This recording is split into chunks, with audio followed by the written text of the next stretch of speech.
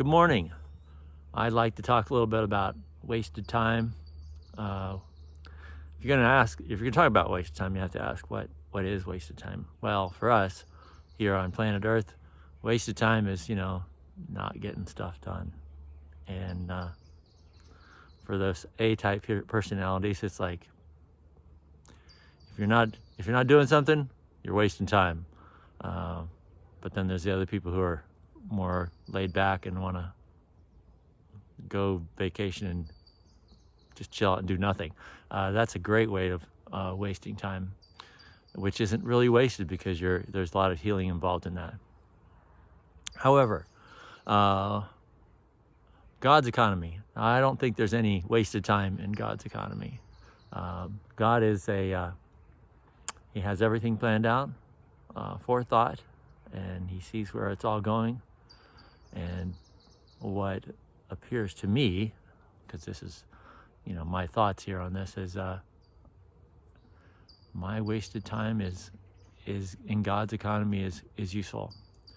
So we've all prayed for something and we've found it just takes way too long, and we don't understand. It's like, because God can just do whatever thing, right?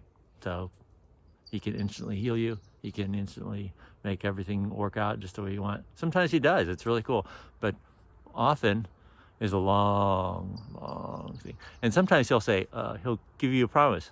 And you're like, okay, this is, like in Abraham, in Genesis, we're talking about Abraham, and he was promised this stuff. And, it took years and years and years and years. And that's kind of how it works in God's economy, because God is not specifically involved or interested in just the outcome. It seems like He's very interested in the process. And what is the process?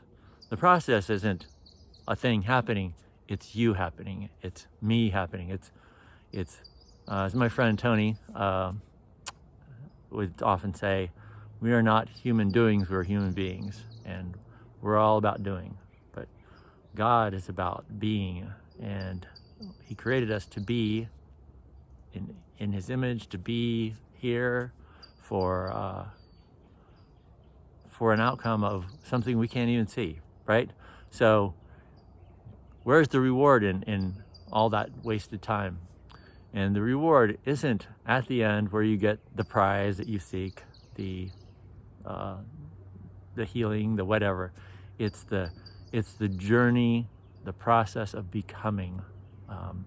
So if you're going through suffering and difficulties, you can ask yourself, why is this happening? But really the question is, what is happening in me? What am I becoming through this? I've recently gone through some difficulties, and I thank God for all of them. They were and still are painful, but what I have become through this has been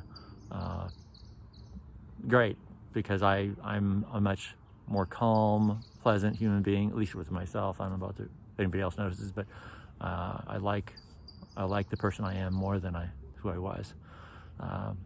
So God often allows us to wait, suffer, go through difficulties, lose people in our life. I mean, that's happened to a lot of us lately, and all of that is part of some master plan to make us more like Jesus. And that, I think that's the end goal.